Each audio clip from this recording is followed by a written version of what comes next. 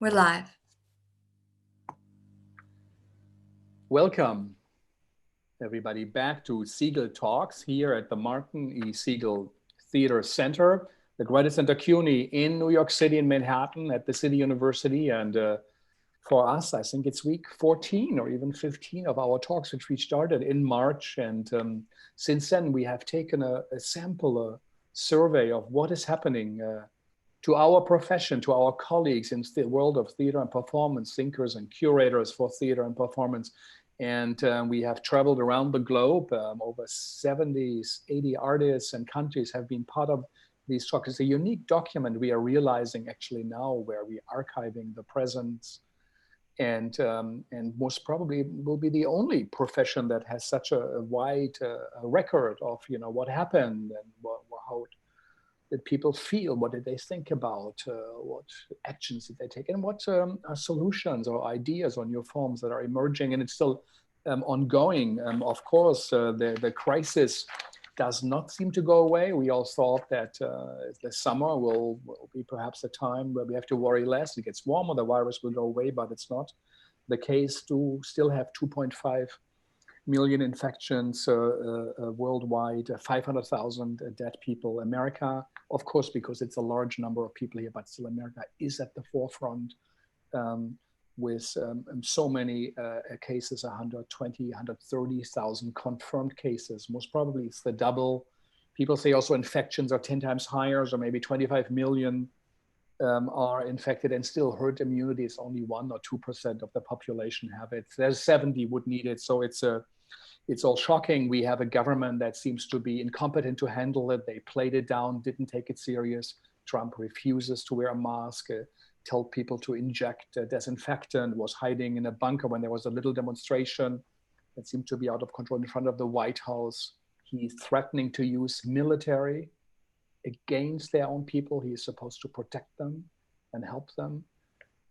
Helicopters were flying in war tactics, maneuver-like actions over protesters. Yesterday, 2 people in St. Louis in a little private neighborhood, gated community, were drawing guns and semi-automatic weapons against protesters. The mayor, against common sense, listed names officially of people who said defund the police, take some of the money, put it in social services, perhaps even in art, put it in prison reform.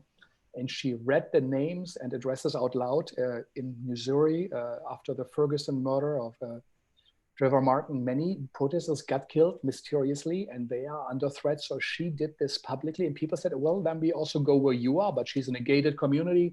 People went in 200 very peacefully, but they opened the door, broke, I think, the seal, and they got threatened by guns. Trump retweeted it, of course, without anything. So temperatures are rising. Over 40 million people filed for unemployment, and so we are about 20 million down now. And slowly things are opening, and now they are closing again. Texas, Arizona, Florida have catastrophic situations. They ignored it. They made fun of the situation, that it's a democratic hoax, and now their people are paying with their lives for that. And New York City has been fantastic, actually, in the resolve. It was the last to make plans to open up, and there have only last Thursday 18 new infections per day. We had 1,200 in May, so something seems to be working. But also the governors of New York and New Jersey are alarmed by the spikes in numbers, and they are reconsidering the opening. The phase 3 was supposed to start at July 6. All restaurants can open at 50% capacity. But they are wondering if this is the right thing to do. The restaurant owners are furious. They bought all the supplies, and there might now not be possible. But it's serious. It's about people's lives, and nobody really has a good answer. The European Union announced today that 15 states will come and fly, can have their airplanes come to Europe again. The US is not under it. It joins countries like Russia and Brazil. It's a shocking development. I think Algeria, Australia, China, Canada, Georgia, Japan, Montenegro, Morocco, New Zealand, even Rwanda, Serbia, South Korea, Thailand, Tunisia, and Uruguay. Everybody can fly in, but the disastrous politics here in the US not really thinking ahead of testing, not thinking ahead of having heat sensors at events, and Trump's closing of the US borders overnight without consultation, when there were very, very low numbers, even in the Europe. Meanwhile, US became such a disaster. It was shocking also to Europeans, and Europeans seem to have it a bit better under control. So Broadway yesterday announced that it did close down. It's going to be dark till the end of the year, most probably till next spring. Nothing is happening. Devastating news for artists. Everybody involved, technicians, light people. Metropolitan Opera hasn't paid their people since March.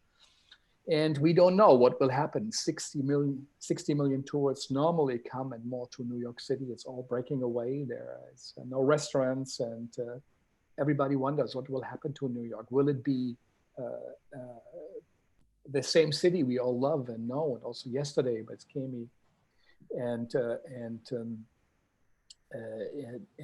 choreographer from the Laundromat project, we did have a serious conversation about the city and the future, and how neighborhoods have to stick together, how we have to create places for that. So we are in deep sorrow, but we are not the only one, of course, in the world who have such problems. We all hope a virus vaccination will come soon. Yesterday, the antiviral drug remdesivir, which has some moderate success, was introduced. Most probably the treatment will be between $2,500 and $3,000.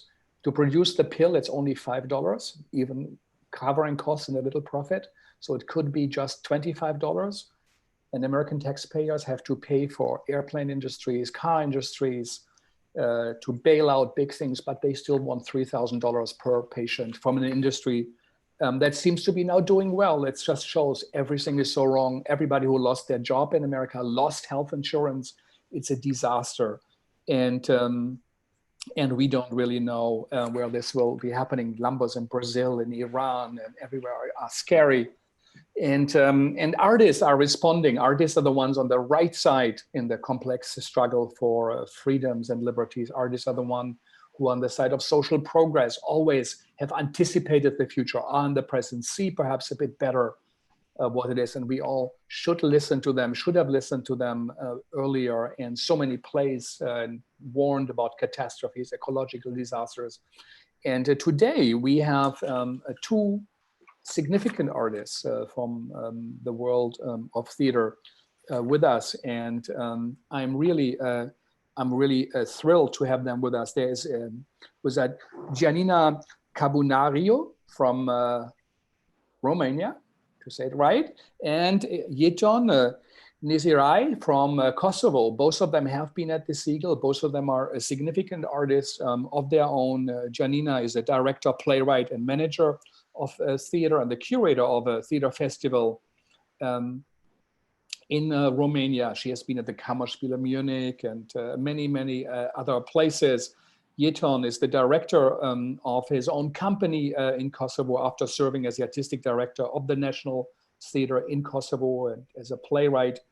He has worked in many places, including Volksbühne Berlin. He came to New York City, to La Mama, where we had a great discussion. And the German Theater der Zeit magazine says he is the Kafka of the Balkans as a playwright. So these are two serious artists who are politically engaged, socially engaged, and we are here to listen to them. So you guys, sorry for my long introduction. We just are a little bit upset here in the US about what's happening, and we're also looking outside to see what are artists thinking, what are they doing, what forms are they finding. So tell us a little bit, maybe Gianina, we start with you. What time is it? Where are you? I'm in Bucharest, and it's 7 p.m. I am not in the city where the theater is. The theater is in the city Piatra Neamț, and it is called Teatrul Tineretului. But for the moment, I'm in Bucharest, and with Jeton, we just finished our participation in a digital festival in Volksbühne a few days ago. A digital festival at the Volksbühne. Wow, yeah. Wonderful. Jeton, where are you? I am home in Pristina in Kosovo. So now it's 6 p.m. Yes. And yeah, I'm looking forward to this conversation after your very dramatic introduction. So I hope we will relax it a bit. Yes, yes. So tell us what happened at the Volksbühne. Which one do you want? Which perspective? There are two. Well, each one can say one of them, or one of you. Yeah. Gianina, maybe. Well, very briefly, it was a festival called Post-West, about the world after East and West. And we started to work together since June 2019 to meet to prepare the festival that was supposed to happen in May 2020. And because of this situation with the coronavirus, we had to, to change from the live concept to a digital one. So the festival happened between 24th and 26th of June, and each of us had to send a digital contribution to the festival. And of course, apart these digital productions or products, there are a lot of panels and discussions and Q&As with the artists invited from another 10 countries, if I'm not mistaken, Jeton. 10 or 12. But it's important to say that it took maybe until mid-April until they decided that the original festival is not going to happen as it was planned. So basically we had really around 3 weeks maybe to prepare something digitally for the festival in June. So it was also for us lots of pressure, but I guess also for them. And I mean, the main struggle that we have to say was that for us, it was surprising that they were not able to find a slot for the festival even next year. I mean, this year it was obvious that they had no idea if theater will be open, but also next year they couldn't find a slot. And that was interesting, and it is interesting in my opinion also because it shows how German theater works. We had another big project that was cancelled, and that had nothing to do with this year. That was planned, the production or co-production was planned for 2021, and it was cancelled now as a consequence of this this pandemic now. And this is for me interesting because I mean, in here we plan things, or things might go wrong for the next 2-3 months, but not that far away. Yeah. In advance. Yes. Is it already with René Polish at the helm at the Volksbühne, or is it still the in-between time between Polish or Kastorf? It's in between. It's in between. So tell us a bit, what did it mean for you to adapt, to react to Corona time? You were preparing a show to travel there with a theater play, and then you couldn't. So what did you do? What did you decide? What complications and what solutions did you find? Of course, it came as a shock to everybody. And the first discussion, the first time we heard about this possibility of changing to a digital version was on 28th of April. And then we decided on 15th of May, Jeton, if you remember. Yes. It was very, very short time. And it was a shock because actually we were all, and we are all, theater artists. So it's very, strange in 1 second to shift even your ways of expression. For instance, I decided to do a visual essay and not to record reading or something. I really had to change completely my way of thinking for this project. What's a visual essay? Yeah, what's a visual essay? Well, it's what I wanted to do is, in a way, to document a process, my own process, my personal process as an artist. So when the lockdown started in Romania, I had to stop the rehearsals. I was just starting the rehearsals, but I've done before some research and even recordings. I was traveling and recording different things on the topic of waste of the transport of the waste from west to east to Romania. So, but not only this, a lot of other subjects somehow interfere with this topic of waste. So I had a part of recordings from that moment of research, and then I took from different photographers photos with things that were, I don't know, interesting or strange for me during the lockdown, like the moment of the workers leaving Romania during lockdown to Germany to work. Yeah. So this was a very strange movement in the middle of lockdown, and I'm sure everybody knows about this thing. And chaotic scenes at the airports, no mask, nobody could come in, but thousands could come out. When they were gone, they wouldn't be let in because they were afraid that they could have the virus. It's a kind of schizophrenic situation. And exactly. And then also in connection with the East and West, we all know what happened afterwards, after they left Romania. I mean, there are huge scandals now in Germany about the situation of these people. Of course, these precarious working conditions were already existing for many years, but now they became very clear. Yeah, slaughterhouses in Germany had the highest infection next to old age homes. By the way, I think 50% of all corona cases in the US are in old age homes. But the slaughterhouses in Germany next to old age homes have the highest concentration. Out of 2,000 workers, 300 or more have coronavirus, and they live together in terrible conditions. They rent paid to the boss or the company they work for. They don't show up for work healthy. Money will be taken away. They have to pay extra fines. And so, as you said, it was intolerable before. It existed before because I was documenting this situation 5 years ago. It was exactly the same, with people living together like 8 in a room and so on, with very bad conditions, working conditions, but also they have no health insurance in Germany. Yeah. So the moment something happens to them, they are really without any help. So I think this is a huge topic now in Europe, and not only about these precarious conditions, and to put it very directly, modern slavery, because it's exactly what it is. Yeah. So, and then of course, in this essay, visual essay, I was trying also to bring people that were initially in the project, like my actors.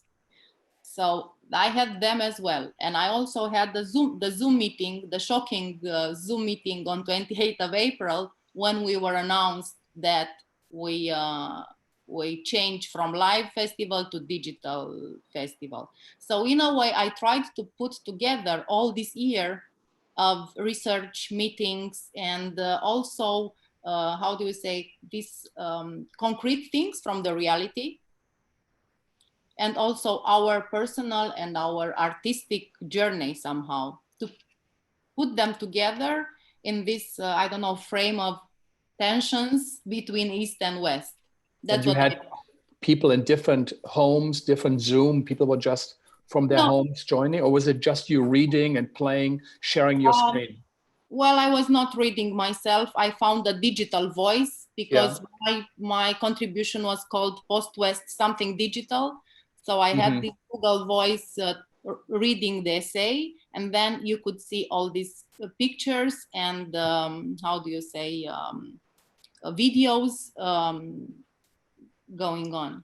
It's wonderful. I mean, almost like Lola Arias should invite you for her series of research. Yeah, there's a big scandal with the Romanian workers, and the Tönnies, the business owner of these, of a third almost of all German slaughterhouses.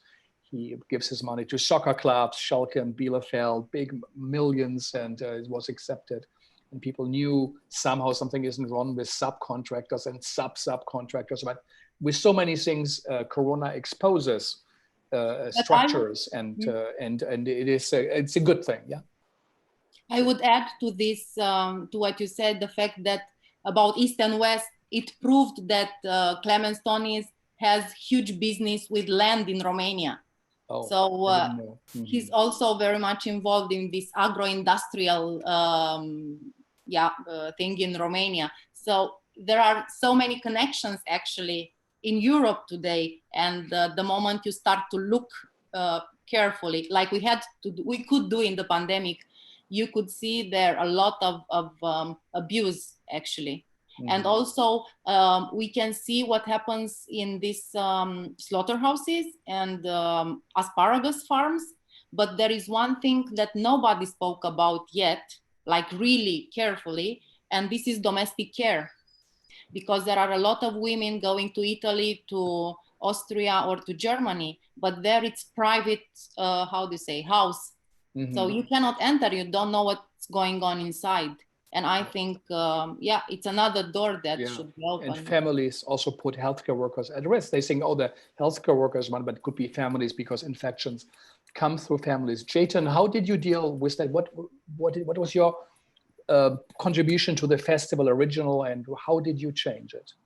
Well, we planned to produce a normal theater performance called The Return of Karl May.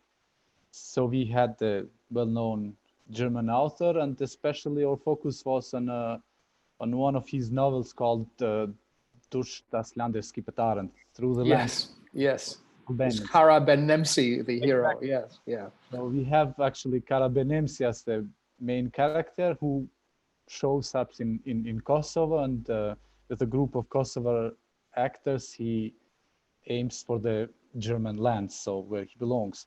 That was the original plan, and normally we wanted to start in around 15th of March to rehearse with a group of 6 actors from the National Theater, but this was of course not possible.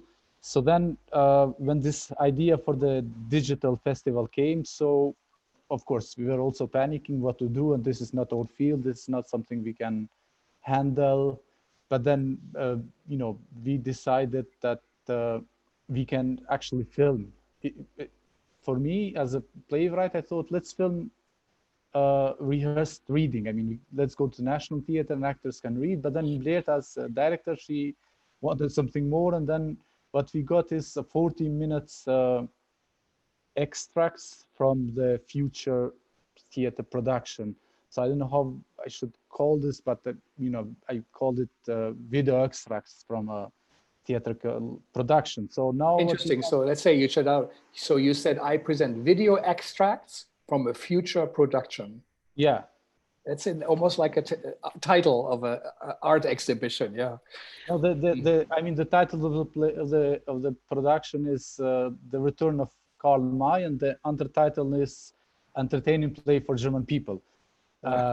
So I mean, what we got is 40 minutes extracts that have some sort of dramaturgy and also video dramaturgy, but it was all filmed in one day actually, in Rush, and edited also in Rush, and it was presented there. So that's all contribution. And you filmed it in the theater or outside or inside, outside, stage?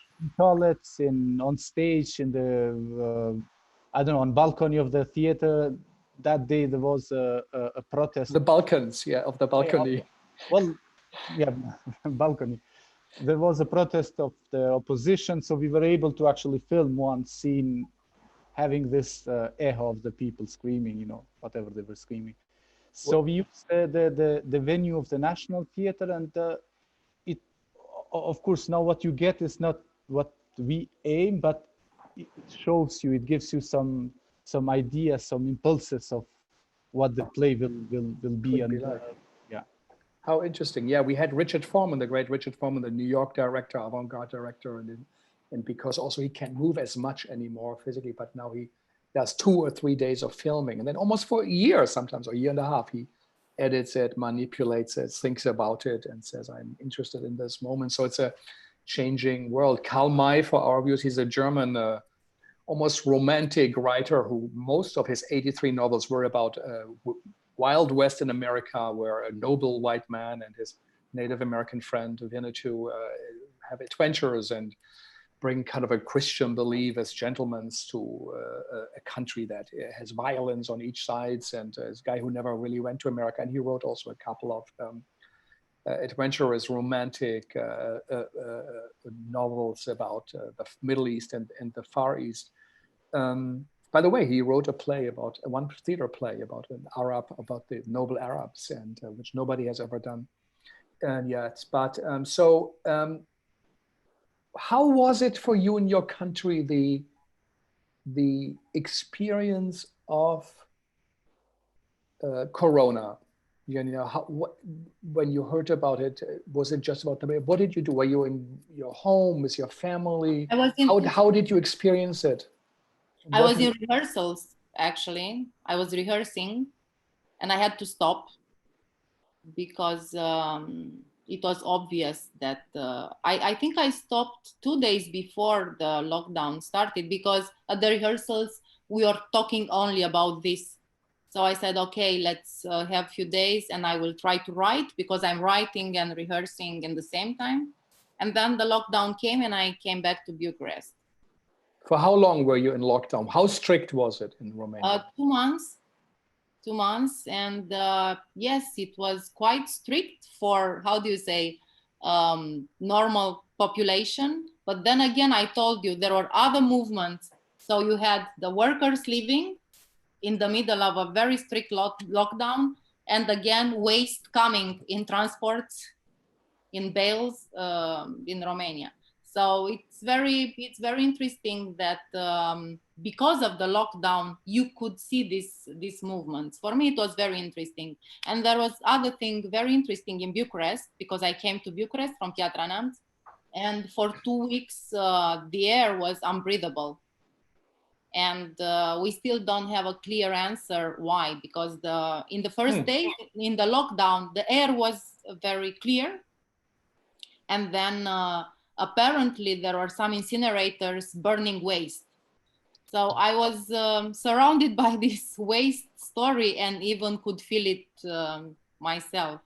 So for 2 weeks, every night it was really strange. So that was my personal experience of this. So Western capitalists exploiting workers, buying up cheap property for agricultural, also, most probably unsafe practices like the slaughter, the inhumane slaughter of these poor animals, and the fast speed these workers have to do it. And on top of it, they export the waste from the West to the East. So I can only imagine how that feels. And we also heard from Michaela Dragan that Roma families, by the police came, they were harassed, they were looked at as potential spreaders. They were beaten up with no reason, and some neighborhoods had preferred treatment, others not. So it also exposed structures of Romanian society. Absolutely, because as I said, everything was already there. Social and economical inequalities, and I don't know, a lot of environmental issues, and then you have I don't know, this precarious health system. So everything was there. It's just that with the pandemic, we could see it very, very clear. And how are numbers now in Romania? Well, actually, we started this period of relaxation, let's say on 15th of May, and apparently the numbers are increasing. I mean, it's not like we should relax. That's what the numbers say. Yeah. But I think in Romania, but not only, in the East, we are quite mimetic. So now we have I don't know, appearing all these conspiracy movements, all these I don't know, guys saying don't wear mask, blah blah blah. And I think the society starts to be very divided. And I think we are living quite interesting times. And I think for the theater, because as you said at the beginning, we thought, okay, this is terrible, it will go. But now we realize that we have to deal with that for a longer time, and to try to I don't know, to be creative within these limitations. and to stay together with our audiences, at least to make a sign, look, we still exist, we are here, and we are trying to get in contact with you. To make a little knock knock at the door. How are you? Here we are here. Jeton, in Kosovo, tell us a bit, how was the everyday experience? When did the lockdown start? How serious was it? Did people take it serious? I was in Zurich actually, rehearsing, attending a production in a small theater called Winkelwiese, a play called Swiss Connection, about this Marxist-Leninist groups of Kosovo that were operating in Switzerland in 80s and 90s. So I actually was able to catch the very last plane from Switzerland. Really? To Kosovo. Yes, I was very lucky. But two actors from Kosovo, they, you know, because in Switzerland, it was still very normal in mid of February. So you couldn't see any difference. Anyway, in Kosovo, it was different. So it started earlier. So I came back, but the actors then remained there. And one of them came after maybe 2-3 weeks, and he had to stay in quarantine for like 2 weeks. It was total lockdown. I mean, you could not go out at all. I mean, we had a limited period, I think, in the first 90 minutes only. And this 90 minutes was according to some numbers of the ID card. So if your last number of ID card was, let's say, 9, you could go out from 10 a.m. to 11:30. And so on. So after some time, I think in April, it changed. It became, maybe 3 hours in total. So you could go out again, according to some numbers. And social distancing or not, or just say go out by 3 hours, you can go, but 21 hours you can't go. Yeah. Everything, and also separate cities were in quarantine. So you could not really move, let's say, for a certain period. I was not able to go out of Pristina. But this was one, let's say, drama that we were coping somehow, seeing the others around and learning. It was, for me, traumatic in the beginning, you know, hoping that it will pass, as I think everybody. Traumatic in what sense? Traumatic that I was not able to write, you know, I was not able to do anything creatively. I was, you know, drinking, eating, and, you know, sleeping. And then when they started to say that it will take until maybe May, I was saying to myself, well, that's not bad, actually. I have some time. And in my mind, I was writing nearly 2 plays, but in reality proved that it was not like that. But what I wanted to say is that in middle of this pandemic, then the government collapsed. I mean, they received no vote, no confidence vote. No confidence vote, yeah. Exactly.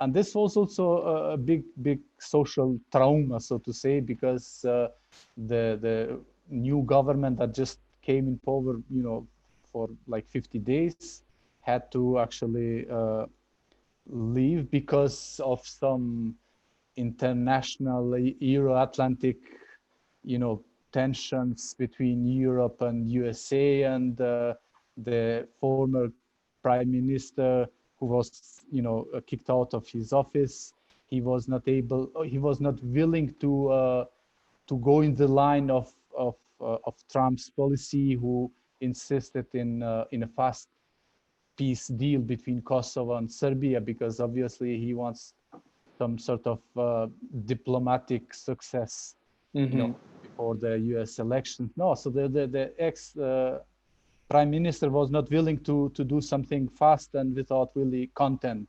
So then they kind of kicked him out, and the new government came. In that beginning, they promised some 5 million euros for the artistic scene, and we were all very, you know, enthusiastic that this money might, you know, come in. It is coming actually in the right moment, but it never came actually. Never arrived. Never arrived, and so you know what happened is that in that beginning, theaters gathered together to show the online productions, recorded shows of the past, and that was very interesting to see that people wanted to see them. At least the first month, you know, I don't know, National Theater, the first show of National Theater got around 100,000 views. Really? Yeah, it was really... Some of your shows?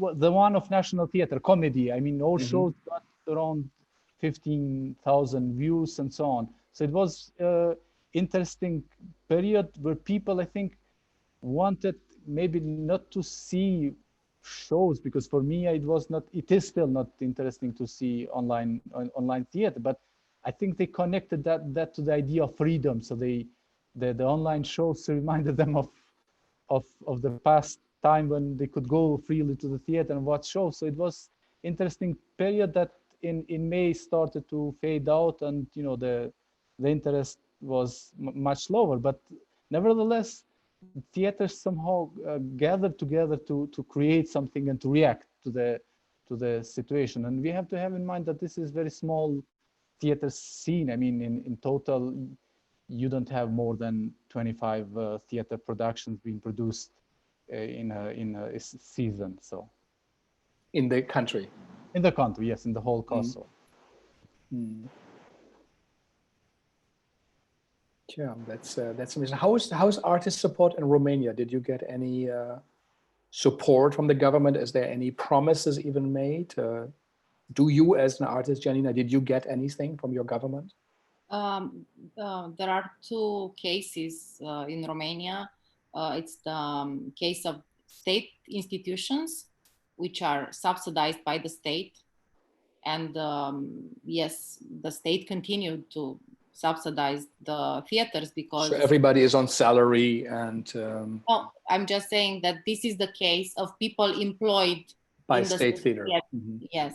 But this is, of course, not the case of independent companies and freelance artists. And for them, yes, they got some, how do you say, some support, some financial support, not big, but still something for this period of time. But then just to have a reaction to this, again, pandemic showed that access to art, to culture in general, shouldn't be a luxury. And a lot of, I mean, subsidies, the state should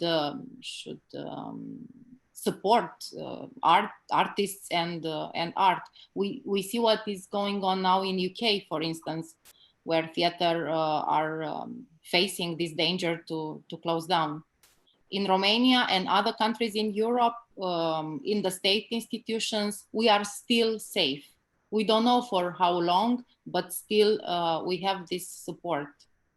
So yes, it's different if you are a freelance or if you are a state institution. In our case, people were paid the salaries like normal, but of course I was always trying to explain that we are working during this time. I mean, we were proposing to the audience workshops online, interactive concerts. The actors worked for this, and we as a team, we spent a lot of time together, even if it was on Zoom, to reimagine a way to communicate with our audiences. So basically, we had a lot of work to do during the lockdown. Yeah, our friends at TIA Warsaw, Georgina, said they actually worked much more. If they look at ours, they were involved in planning for their theaters, meetings with politicians, everybody, people, staff, keeping it's exhausting and a huge burden placement. But yes, I think you're right. Access to art, access to healthcare, access to education is basic human right, should be covered and should be covered by taxes and for the greater good. How is it for Jeton? Do you think the theater scene in Kosovo will be hit hard? Will it be, or do you think it is something I think we can survive because we never had as much as to rely on the support from the state? No, it's true. I mean, that's, as I explained, it's very small theater scene. And so also politically and socially looking at the landscape, we always had, you know, crisis. Somehow this was one addition, maybe different crisis, but, you know, as I say often, we come from crisis, we go to a new crisis. So it's hard to, you know, to make any big difference that when it comes to the theater scene. Majority of the theater artists are employed in the public institutions, let's say National Theater or other city theaters. And what we have so far is only 2 independent theaters. So one is Centro Multimedia that I run, and the other one is Odeon Theater, both in Pristina.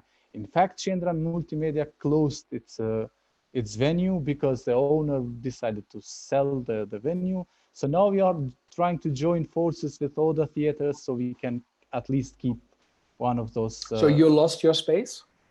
We lost our space, not directly because of the corona, but somehow indirectly. Connected. The owner wanted, you know, cash, and, you know, he sold the venue. And it is now in the corona time it happened? It is now in June. So from 5th of June, actually, we lost our venue that we. It's a very big loss, yeah. It is. In fact, it's more loss for Pristina because a cultural venue has been lost. And while we got used to co-produce and work in mobility, so to say, so we always used to co-produce or work with other city theaters or with National Theater. But that venue in that particular place of Pristina has been lost, and it's you know, we had that for nearly 10 years, organizing this well-known international literature festival, Polyp, that became, you know, popular in the Southeastern Europe, and producing, rehearsing. We couldn't show our work there because the venue was small, really a basement, but at least we could rehearse until 10 days before the premiere. So that is gone now. Now we are trying to see how we can keep this other venue that the other theater is having, this Odeon Theater, and the municipality is promising that they will take the rent, so we don't have to pay the rent because the rent is quite high. We'll see. I mean, we are now in this position of trying to survive. So to go back to the question, it's hard to see the damage that has been made or is being made from the corona, because, you know, theater scene was not that strong here, and it didn't have any big impact, so to say. Everything was concentrated in Pristina, while National Theater artists keep getting their salaries. You know, that is one of the opportunities you have when you work in public institutions. While the independent artists, anyway, they used to survive, you know, in different ways through television, commercial videos or whatever, or lots of them working as waiters in cafeterias. And in that sense, yes, that can be considered as a loss, because of course cafeterias were closed, so indirectly, yes. But yeah, we do hear alarming signs from Eastern Europe, where we always looked up as great superpowers of theater. I think Poland, Hungary, the Kosovo, and Bulgaria, Romania. There were strong traditions. But now, openly, the Prime Minister of Hungary, you know, is censoring or promoting economic censorship, defunding theaters, replacing artistic directors with people from the party or people who have the idea of the Heimat, of traditional Hungarian plays. And Poland, of course, Warsaw is different in the cities, but on the countryside also, it's a dramatic defunding and open hostilities. They're even declared gay and lesbian free zones. People are beaten up again, and money has been reduced. And of course, in some areas in Poland or in Hungary, especially Hungary, you know, people are afraid. They do not know what their life will bring if they can continue their work in theater. They have made such a great contribution. We also hear in Albania, the National Theater was destroyed, if I understand right, also because of real estate interest. Jeton, David Goddard also the great guy who ran the Riverside Studios in London when the Riverside Studios were the Riverside Studios, you know, and forwarded it. It's also a devastating sign. What do you know about the destruction of that theater? Well, I mean, the theater was was destructed in the middle of pandemic on 17th of May, if I remember well. So that was somehow the end of a 3-year struggle of a group of artists who were guarding the theater day and night, basically sleeping there since 3 years, when the government announced the idea of building a new theater. So basically, the situation was that, you know, National Theater was in fact in the city center there, in a very nice place, built by fascists during the occupation of Albania, Italian fascism, and it was an old theater in a bad shape, definitely. Yeah, it looked like an old garage building, almost like an airplane hangar. Yeah, exactly. But still, it was, you know, a kind of collective memory. It was more than just a theater. It was the history, not only the theater history of Albania in all those 80 years. So it was a symbol of Tirana, you know. And so people were trying to protect. Inside, it was also in a bad shape, but it remained in a bad shape because the government, and not only this actual government, but all the other governments, they desperately wanted to prove that it's not worthy investing in this theater. So they invested in the idea of destruction for like nearly 30 years. Mm-hmm.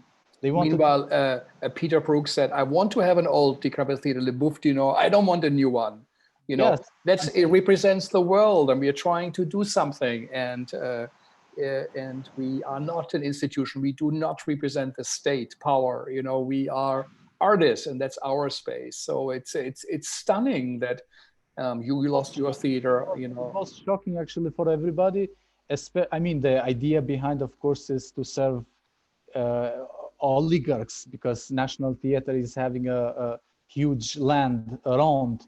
So basically, they wanted to build a new theater somewhere there, and then use the land behind to build tall buildings at shopping malls. Yeah, exactly, all that. So it was shocking, especially from the fact that the actual prime minister is former artist himself. So that was really a bit, you know, I mean, the fact that he, for like nearly 10 years, that he is in power, in fact, instead of using his creativity and his artistic ability to help and support artists, in fact, he was mostly supporting and helping rebuilding his image. So he was having exhibitions in different galleries and promoting himself. Well, in his own country, he kind of showed symptoms of an autocrat, you know, by destroying this theater, but also by, I mean, controlling the way he's controlling medias, and it's really scary. And I think those are all symptoms that we see not only, as you said, in Hungary, but also in other countries, in like Albania, but as well in Serbia. Yeah, no, it is a really shocking, and one does not understand that, especially Europe and Eastern Europe, that had such a great tradition, that it would not respect and its own history. It's almost much more than the place itself. Just to continue this, because I mean, the story of this National Theater it becomes more tragic from the fact that Albania is the only country in Europe, as far as I know, that has no independent cultural scene. So no independent theaters are existing in Albania. So everything is functioning through the public theaters. And so when you only have public theaters, of course, then you can easily control, because you are the one to support them. And then when you have the money, then you can easily support. And this is the case in Albania. That's why the civil society and the artistic community who opposed the idea of destruction of the theater was so powerless, so to say. They, you know, they were guarding the theater, sleeping there, but still they were not able to really to keep it. I mean, maybe it was not even possible because the actual prime minister got very strong recently, but at least in null conditions, let's say if I compare this situation to Kosovo, I hardly can imagine that a scenario like that could happen here. And how wonderful that a community comes out, fights for theater, feels connected, occupies a space. Everybody wants to build audience and community. There it was.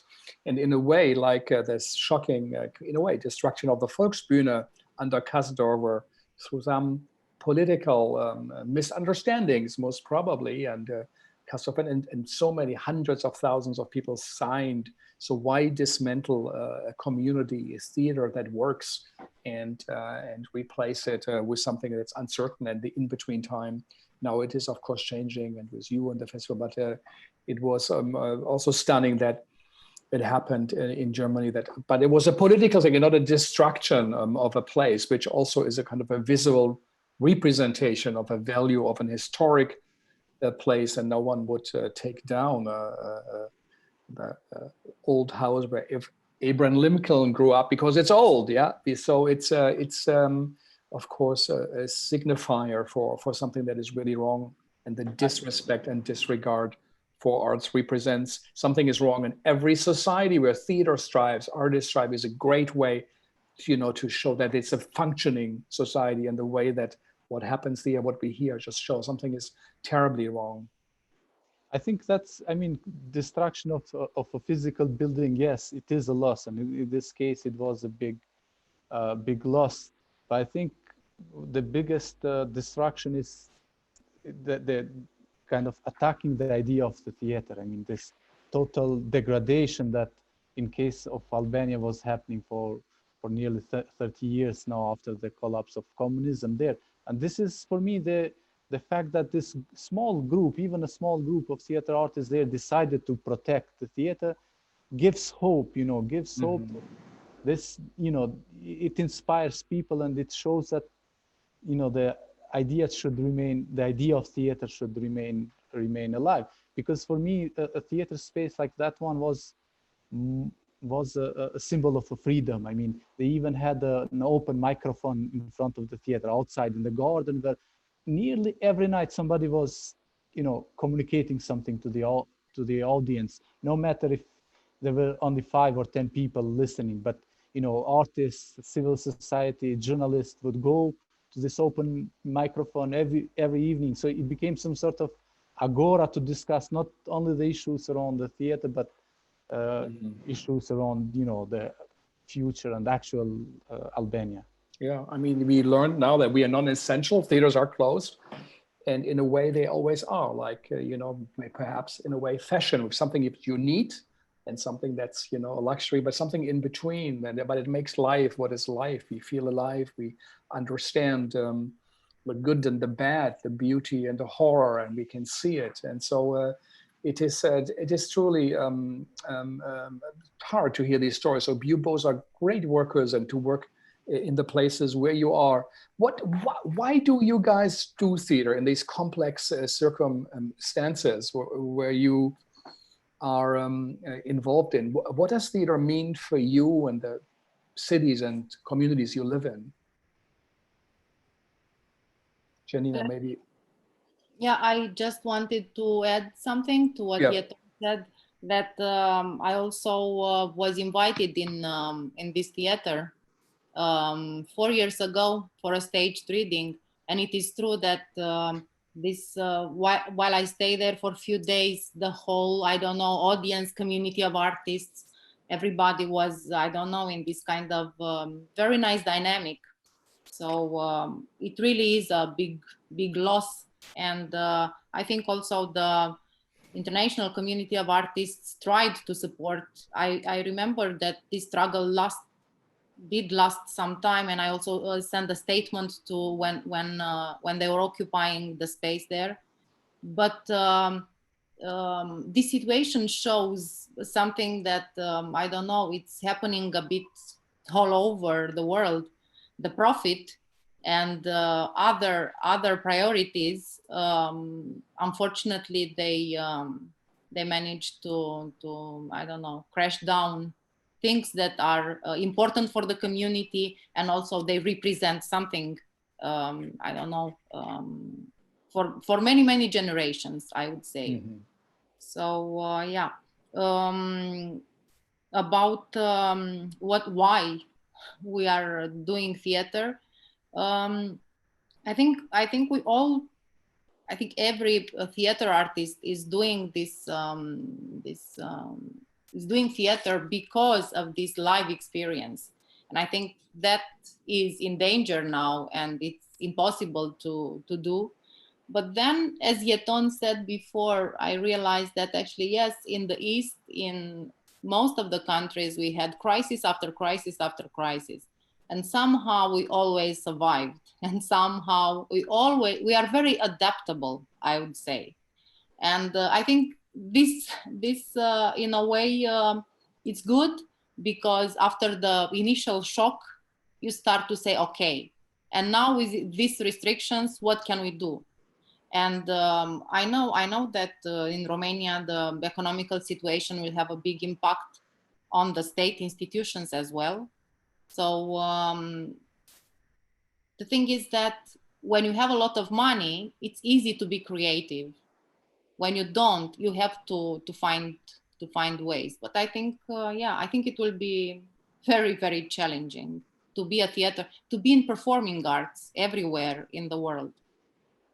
But I think we are trying not to lose hope, and to try all the, I don't know, all the possibilities to stay in contact with the community. The theater that I'm running in Piatra Neamț is a theater in a town of probably 100,000 people. So it's a small city, and I'm manager there since 3 years already. And what interested me was to bring new audience. It's not a university city, so basically a lot of people from high school, a lot of teenagers come to the theater, and we have a lot of programs where we involved these young people. We even invite them to be assistant director, assistant playwright, to see how a performance is done. They are very much involved. They were very much involved in live rehearsals. And we also were doing a lot of workshops in rural areas with children. So not only in the city, but also so we were trying to bring different audiences to the theater before the pandemic. And this, of course, now we had to stop this kind of audience development, but we are trying to move a part in online, even if I'm not a big fan of seeing shows online, I'm not. But workshops or other things we can try to do. And then little by little to find ways to, if they cannot come to theater, we have to find a way. So we go to meet them somehow in the open air. I don't know, in site-specific projects. We are responsible to find a way. But again, it's very interesting because it is a small community.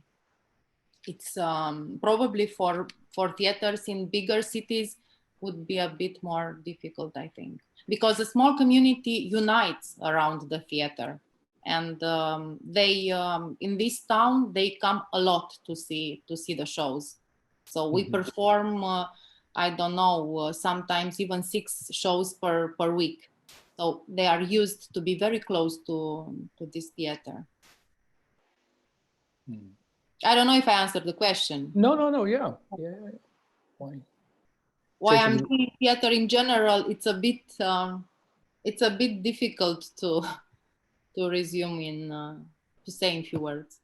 So. But still, if you say, why do you believe in theater? And because you perhaps closer to, but also Romania had the revolution. Of course, there was the civil war, there was Sarajevo, the Kosovo uprising. It's complex things that happen where Corona might not look as the most threatening thing. But so why do you believe in creating theater? Well, I think what is very special about theater, it's this meeting with the audience, but not only during the performance. Since 10 years after the opening nights, but not only, we are doing a lot of artist talks, and I think this meeting in a very safe place allows people with very different opinions to express themselves. And this you cannot see in television or in other forms of expression, let's say, in other arts. And I never experienced in the artist talks that I've seen or done aggression, violence. The violence that you see online in social media, because the moment you are face to face to somebody, the moment you really meet the person, a dialogue can start, even if you do not agree, even if you have very different opinions. The theater has this ability, has this to offer this frame where a dialogue can exist, and I think that's one of the reasons I believe a theater can how do you say, create a community, like really in a very concrete way, not like I don't know, not in an abstract, not speaking in abstract terms, but really like and I've seen discussions like this with people having very different opinions about theater, about politics, but still being able to communicate.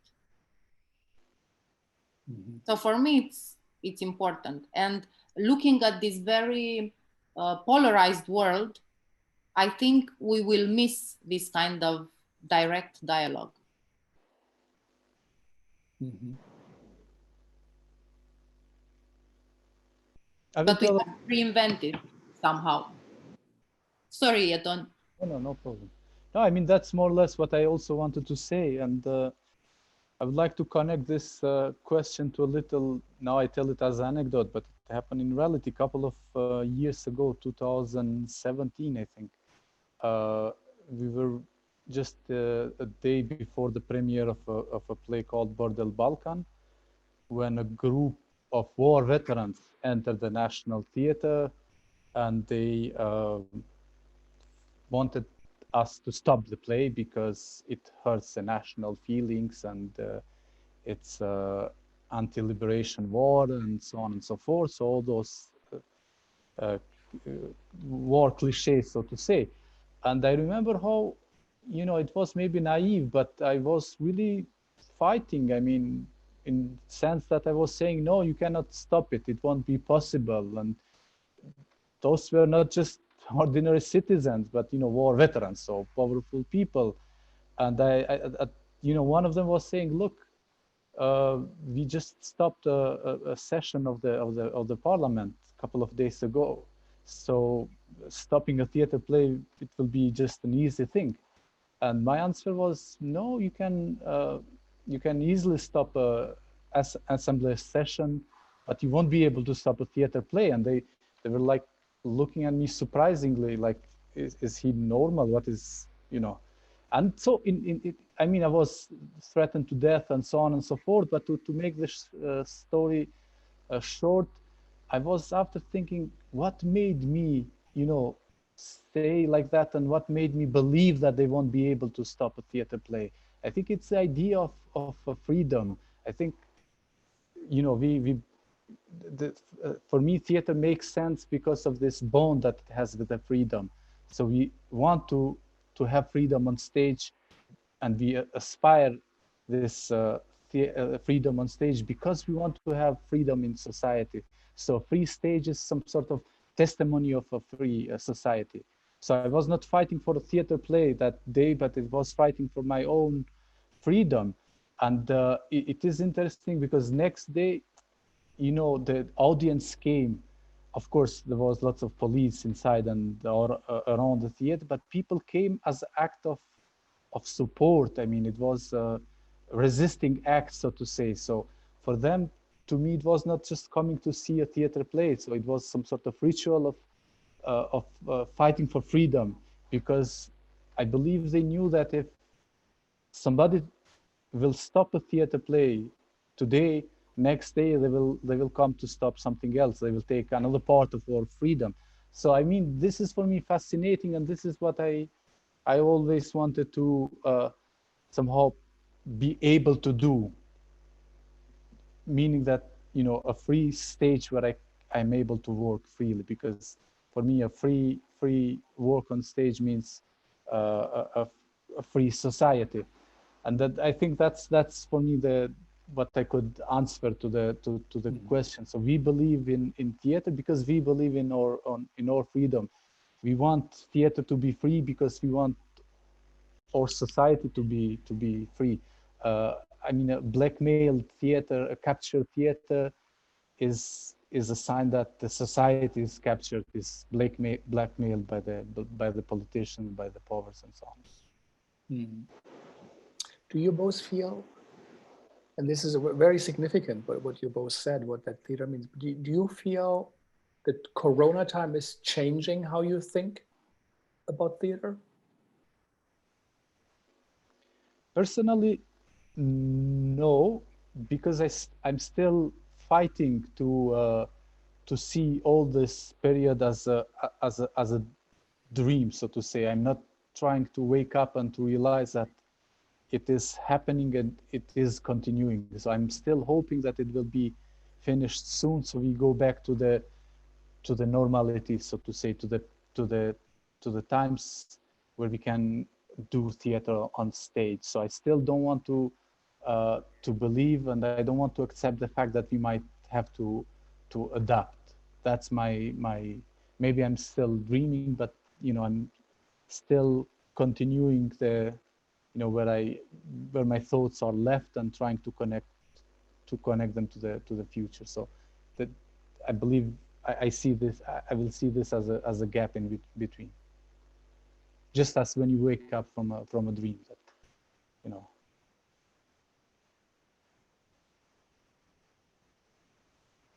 Well, I don't think it's in a very, how do you say, radical way it will change my idea about theater, and I don't know the reasons for which I decided to do theater. But I think our work as artists will be, and I've said that before, even in the first month of lockdown, our work will be shaped by this situation, and it's inevitable in a way.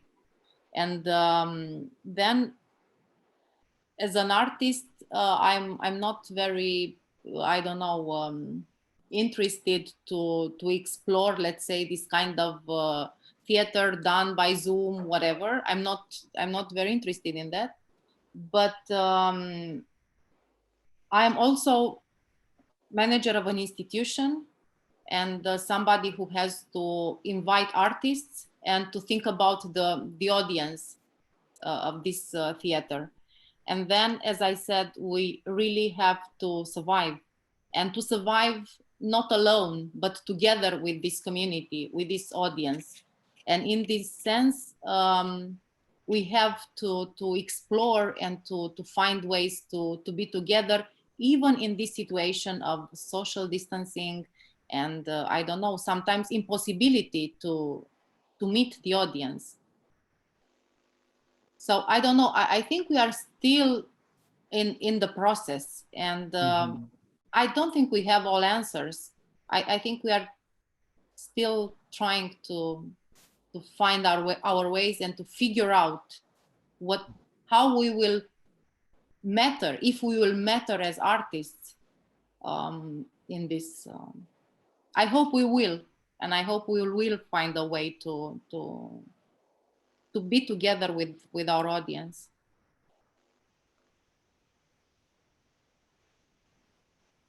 Yeah.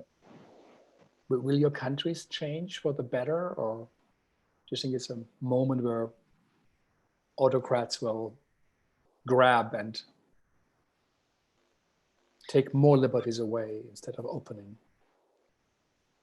I mean, in my opinion, this pandemic created some sort of mirroring where you can clearly see, you know, in terms of politics, you could clearly see who is really trying to, you know, to help or to do something worth it for the society, and who is really cheating, and who are those who want to benefit. So at least in that sense, I believe that people will kind of understand, and hoping that in the new elections they will, you know, they will make better choices. So, but you know, it's hard to predict how the society will be shaped from this pandemic. Now, in the beginning, when you started to mention countries that are allowed to enter European Union, I believe Kosovo was not in the list. Yeah.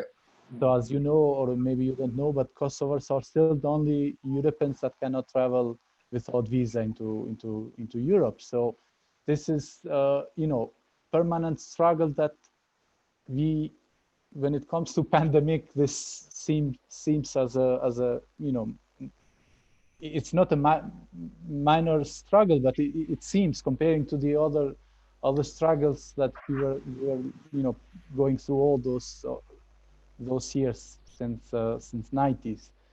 But I mean, you know, we'll see. But the fact is that in middles of local politics, you see also lots of clashes between, you know, different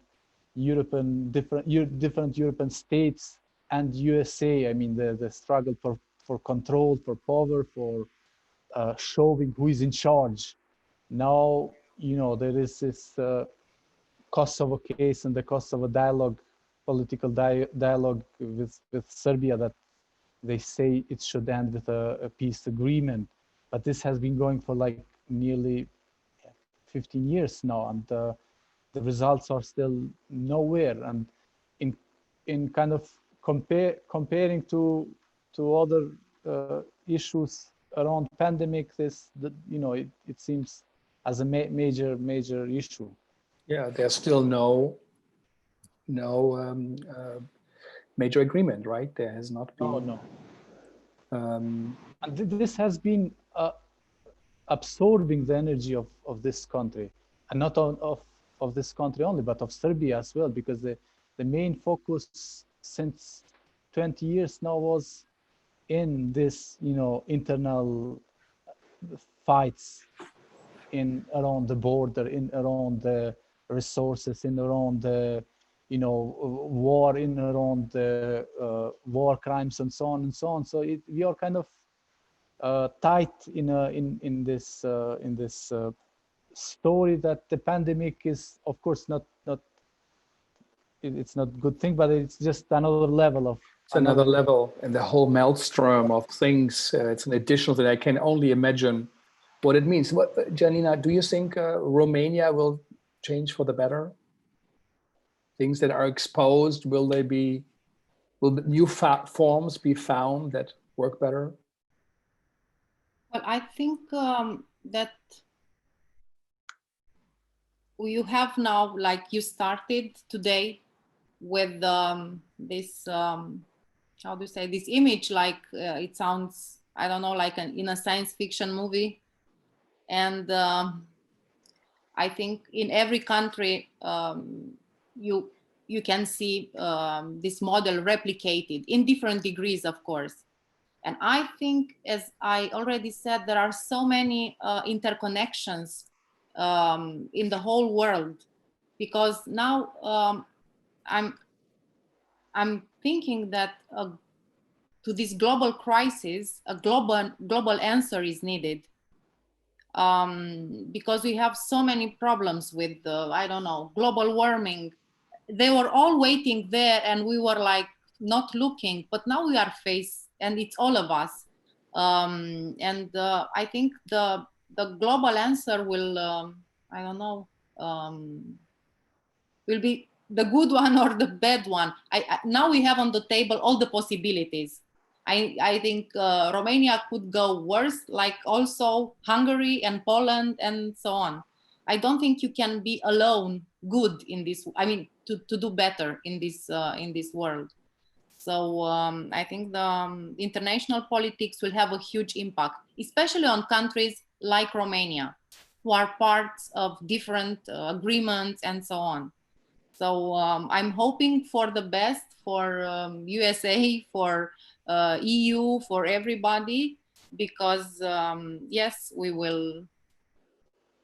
It will impact everybody. Kosovo as well. It will have. I cannot think of I don't know, of Romania only as a. But of course. There are so many things, like I've already spoke about our export of cheap labor on the Western market, let's say. And I think here the Romanian government has, how do you say, they do have a responsibility that they didn't take it up till now. And this is the moment to do it. We are waiting. So this could be a good change. This could change, but not only for Romania, for other countries in the East. And this situation of, I don't know, all of us, we are in precarious situations all over the world, not only workers in cheap labor, but artists, like we see now with freelance artists and so on. So in this sense, if things would change for the better, would be to give some, I don't know, to give these people a perspective for their future.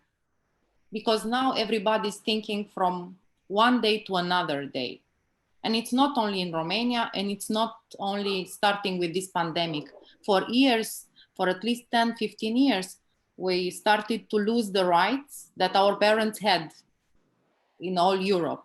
So we start to lose it little by little without even noticing, from one day to another. So I think if it would change to the better, in this sense, it has to change. Yeah, to be able to imagine a future.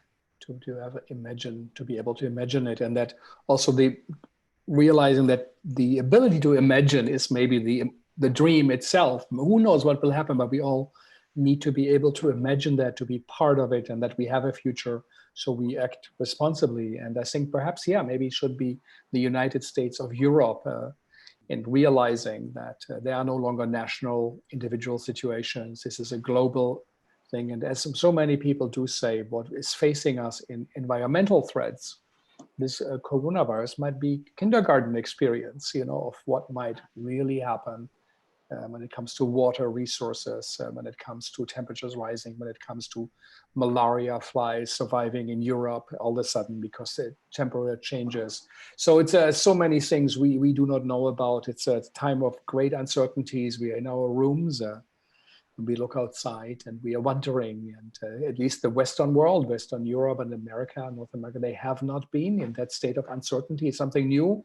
Our colleagues from Palestine or from Libya, or as you say, in Kosovo, and in a way also Romania, there has been upheavals, but it has perhaps never been as strong for the Western world. And our colleagues in Africa say, 400,000 people die of malaria each year.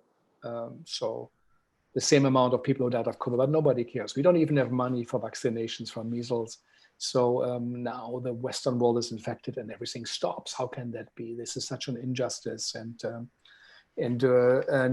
we will also have to find our own ways to come to a close. And really thank you both for coming here and joining us. And I think each one of you could have had their own session, but I think also you really complemented each other so very, very well. What do you say to young artists, maybe to yourself when you started out? What do you say to artists? How should they use this time of Corona? Or what should they look forward to or imagine? And maybe also to our audiences, how should we deal with this time of Corona? Okay, Gianina, maybe on that. But Yeah. well, I mean, I have no. Jeton. Well, I've- yeah. Yep. So Jeton, go ahead. go on.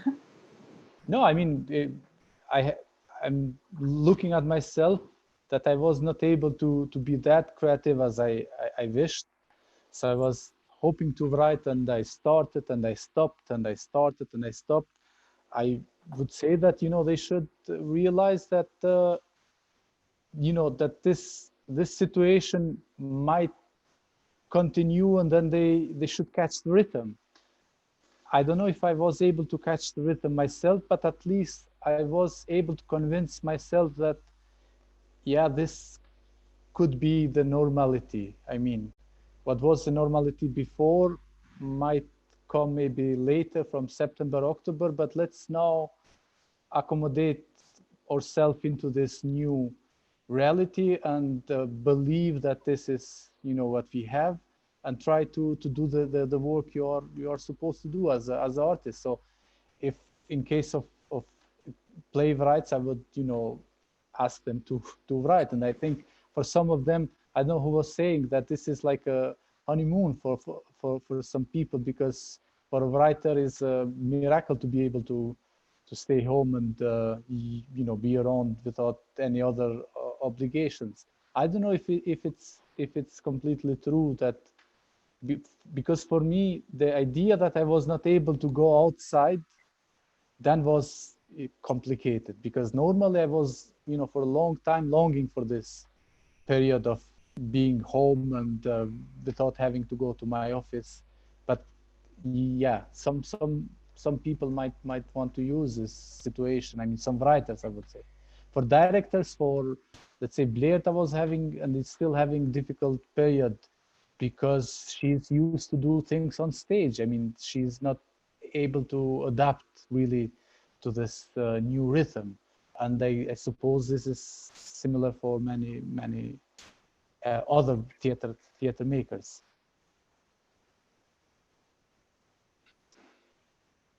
Okay. Well, I think, I mean, I don't like to give advices to younger artists, as I didn't like advices when I was younger, but there is something that I could notice myself. I didn't feel very creative as well when we stopped the rehearsals. I was hoping to write, and I didn't manage. Even today, I didn't. I did the visual essay, but the play it's not written. But I'm very happy about that, because at some point I stopped putting pressure on myself, and because the reality was much more interesting for me. And I think years and years I was used to work under pressure, even if I work one performance or maybe two every year, because I do a lot of research before and a lot of improvisation. So I spend a lot of time even in discussions with the actors. So my process is longer than the classic one, with readings and then staging. So I was never, I don't know, I never worked a lot in this sense of many shows, but now I really feel that we need to accumulate experience, and we need to look to this reality because it's so interesting. And I'm not saying only about the big things that we can see. I also speak about, I don't know, more subtle things. And I think as an artist, you really need to observe these things and to take your time. And then in the last years, the rules of the market, of the art market, were putting a lot of pressure on many artists. And it's time to just reflect and not be so productive no matter what. I think that would be my advice, to exit this logic of productivity and competitivity and so on. I think just, I don't know, look around. It's important. We were spending so much time inside the theaters and just doing and producing and more content, and sometimes just for the sake of content. Now just look around. Yeah, that's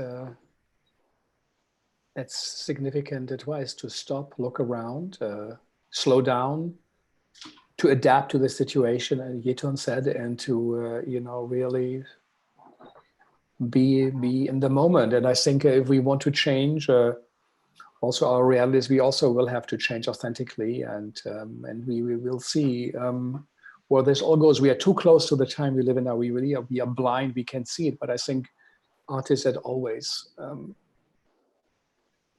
have insights that we should rely on. And I think the idea to really say this is now global solutions are needed, and it's no longer about national strongmans and so really, and what is so much that's wrong also in the US. It's also just a very big island, and it's realizing that at the moment, and it's no longer on the forefront of finding forms and ideas to inspire visions, to inspire imagination, and that all one feels the things have come down, and there are less and less liberties than there were before. And we, of course, here have the killings that George Floyd and others, the social unrest on the street, and we don't know what this summer will bring. And we think signs are not good, but hopefully, I think elections will also reevaluate priorities. And thank you again also for you guys to know Romania kind of featured in significantly in New York theater. I think there was a production of The Mad Forest by Carol Churchill, which was co-directed by Ashley Kelly, and it was also interrupted. And then with the coder, they were able to get the Zoom software design permission to manipulate it. So they created a performance that was reviewed by the New York Times. And it's one of the first things also I saw, because I share with you, it's hard to just see recordings and nothing, but it's really a work of art she created. Maybe this is something for actually to connect with you, or maybe create a version for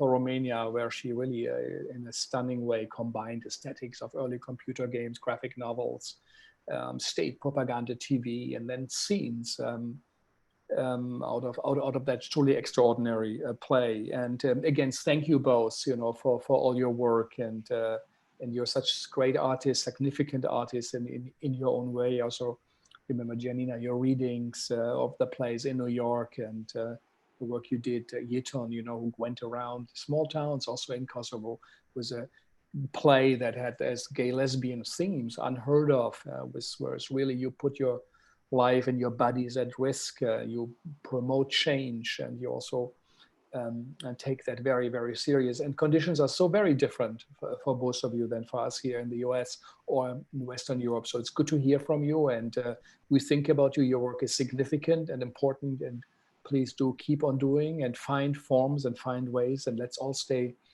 in contact. And one day I'm sure we will see each other again live. So it's really thank you for the update from Kosovo, from Romania, and we touched on that theater in Albania, which is a scandal. And it is so wrong to do this without a real plan and without really respectfully negotiating. And but it is a sign of the time, and maybe also if these days come to an end and something new emerges, it will be good. The great Antonio Gramsci, the Italian philosopher, said, when the old days are gone and the new ones haven't arrived yet, monsters appear. And in this chiaroscuro, in this kind of in-between darkness, I think it's a time we live through now. Spider Women, a Native American company, when women said, we are experiencing a creational myth. We have a mad king.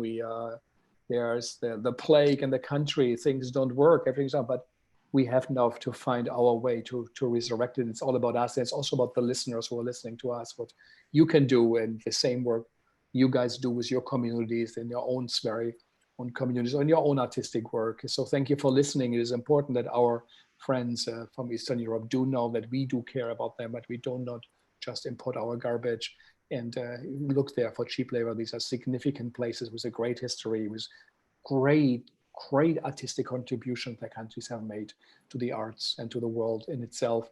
And so it's important to have good work, good plays, but also good audiences. Thank you for listening. Thanks for HowlRound for hosting us out of Emerson College, Thea, VJ, and Travis. and my Segal team, Andy and Sanyang. Tomorrow we have also a significant guest from France, is Frédéric Aït-Touati, and she will talk about her work with Bruno Latour, a significant thinker, philosopher, very much on the environmental conscious and our ecological thinking, and on Brecht and the continuing of thinking. And so they're experimenting things also with the Berlin Festspiele with Thomas Oberender, and we will get some insights of how she thinks the days we live in could contribute to new thinking, new forms towards theater and performance. On Thursday, we have Iman Aoun from Palestine, from her great Ashtar Theater, and she also producing work in very difficult circumstances already, politically, socially, artistically, and now there's a Corona crisis, as you also pointed out, next to the civil wars and everything you experienced, the revolutions. So this COVID is creating an additional complication. And Friday we hear from Jamaica, English-speaking Caribbeans, Sakina Dia and Ivone Walters, who will tell us what does it mean to be a theater artist in Jamaica now in general, but also in a time of COVID. So thank you all for listening. Do stay safe, wear mask, stay tuned in, and I hope to see you again. And both of you, really, thank you for taking the time and energy and taking the conversation so serious, Jeton and thank you, Gianina, to thank you. share Thank us. You. So really, we think of you and your work is of real significance and as part of a global effort by the theater community and performing arts community to make the world a better place. Thank you. Bye-bye. Thank you very much. Bye-bye.